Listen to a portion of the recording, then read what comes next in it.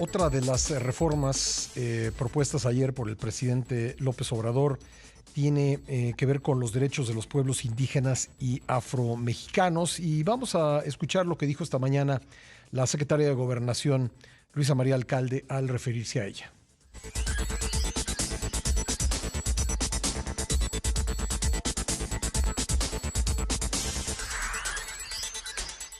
También se incluye una reforma de pueblos indígenas y afromexicanos, el reconocimiento de los pueblos y las comunidades indígenas y afromexicanas a la libre determinación, al desarrollo de sus sistemas normativos, a elegir a sus autoridades y representantes tradicionales, a la consulta libre, previa e informada, así como a su patrimonio cultural, medicina tradicional, lenguas y modelos educativos. Bueno, vamos a conversar al respecto con Adelfo Regino Montes, quien es director general del Instituto Nacional de los Pueblos Indígenas. Lo teníamos en la línea telefónica, nada más que se cortó la llamada, pero enseguida vamos a estar con él. El presidente ayer planteó esta reforma generando derechos para estas comunidades mexicanas, los pueblos indígenas y afromexicanos, a fin de que reciban un trato preferencial. Ya lo tenemos en la línea telefónica. ¿Qué tal, Adelfo? ¿Cómo le va? Buen día. Muy buen día, mi estimado Pascal. Un gusto saludarte a ti y a tu auditorio. Igualmente, bueno, ¿cómo, en caso de ser aprobada esta reforma, digamos, qué efectos tendría desde su punto de vista? Bueno, pues el aspecto fundamental de la iniciativa de reforma indígena que ayer presentó el señor presidente de la República es el reconocimiento de los pueblos y comunidades indígenas y afromexicanas como sujetos de derecho público, con personalidad jurídica y patrimonio propio. Esto implica que nuestros pueblos ahora tendrán plena capacidad para tomar decisiones, para implementarlas y sobre todo para hacer acciones de carácter público a favor de su desarrollo y bienestar. Y desde luego un aspecto muy importante de esta personalidad jurídica es que puedan recibir recursos públicos y administrarlas de manera directa, como ya lo estamos haciendo, Pascal. El ejemplo más concreto que yo te pondría es el caso de la construcción de los caminos artesanales, de los caminos de concreto hidráulico que estamos haciendo en Oaxaca y en otras regiones indígenas de nuestro país. ¿El criterio para otorgar este derecho sería el geográfico, es decir, el de la comunidad que vive en una zona concreta? Porque sabemos que aquí, por ejemplo, en la Ciudad de México hay personas de las comunidades indígenas, prácticamente de todas ellas, viviendo en la capital. ¿Cuál sería el primer criterio? Sí, el criterio es exacto lo que comentas. En este país hay 68 pueblos indígenas que viven en sus respectivas regiones. Tenemos en el Instituto Nacional de los Pueblos Indígenas un catálogo en donde estamos registrando alrededor de 12,000 comunidades indígenas en todo el país. Bueno, pues ellos serían los que estarían asumiendo la titularidad de este derecho colectivo. Y en el caso de esto último que señalas de las personas indígenas migrantes o las comunidades indígenas residentes en los contextos urbanos, bueno, pues se le está reconociendo dos derechos específicos. Por un lado, la posibilidad de que puedan organizarse, retomar sus formas de organización tradicional en los contextos urbanos, por un lado, y que puedan mantener el vínculo y la ciudadanía con sus comunidades de origen. Eso es lo que se está planteando de manera específica con relación a las personas indígenas migrantes. Le agradezco mucho a Adelfo Regino Montes, director general del Instituto Nacional de Pueblos Indígenas, que me haya esperado para continuar esta entrevista.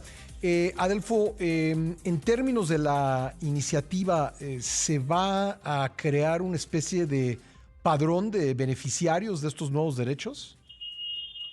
Sí, mi estimado, estamos construyendo desde el Instituto un catálogo nacional de pueblos y comunidades indígenas y afromexicanas. Ujú. El propósito de este catálogo es identificar de manera clara y con certeza el número de pueblos y el número de comunidades indígenas y afromexicanas que existen en este país, que son los que van a tener la titularidad del ejercicio de los derechos que se está planteando en esta reforma constitucional. Y al mismo tiempo, desde luego, los beneficiarios de las políticas públicas que implementa el Estado mexicano en sus diversos niveles y órdenes de gobierno. ¿Cuál es el criterio? Digamos, ¿basta con que una persona se asuma como parte de una comunidad indígena para que lo sea?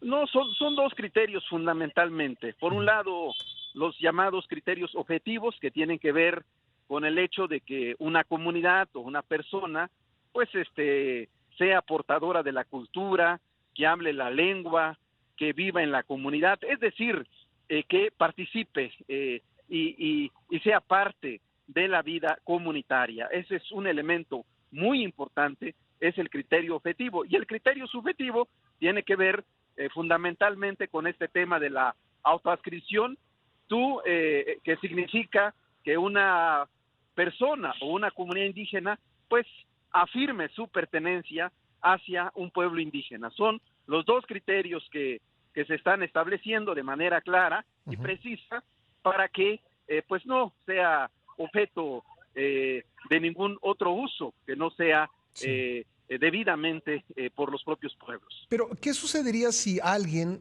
de buena o mala fe y para aprovechar estos nuevos derechos, si es que quedan creados, pues dice, pues yo me considero indígena y por considerarme indígena tengo derecho a recibirlos?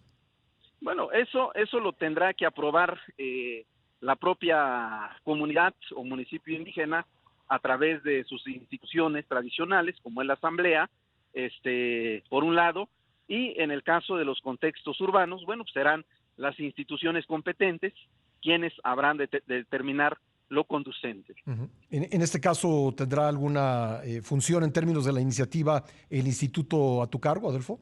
Sí, totalmente, el Instituto Nacional de los Pueblos Indígenas a nivel nacional y desde luego las instancias respectivas en las entidades federativas, como en el caso de la Ciudad de México, pues tenemos una Secretaría de Pueblos y Barrios Originarios y Comunidades Indígenas Residentes, y así instituciones en la gran mayoría de los estados de la Federación, quienes tendrán una competencia en la materia. Bueno, pues ahí está, vamos a seguir la discusión de esta iniciativa y bueno, pues veremos finalmente si la aprueban los legisladores y también en qué términos la aprueban. Pues Adolfo, te agradezco mucho que me hayas tomado la llamada. Muchísimas gracias a ti, mi estimado Pascal, te agradezco que nos escuches, que nos dé la palabra y que podamos difundir el contenido de esta importante iniciativa, que no es otra cosa más que hacerle un acto de elemental justicia a nuestros pueblos y a nuestras comunidades. Gracias, gracias.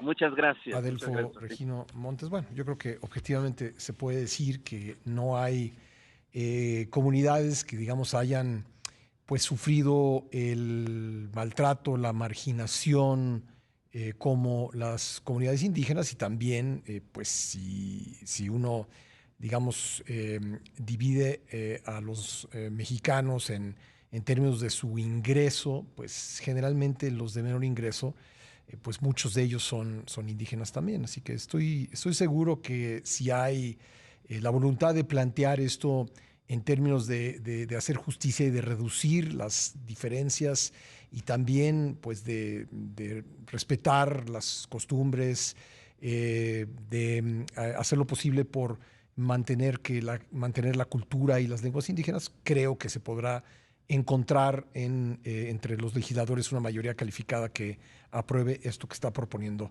el presidente Andrés Manuel López Obrador. Ahora, si por el contrario, digamos, es una reforma que tenga tintes electorales, pues a lo mejor eso va a ser más difícil que esto pueda ser aprobado.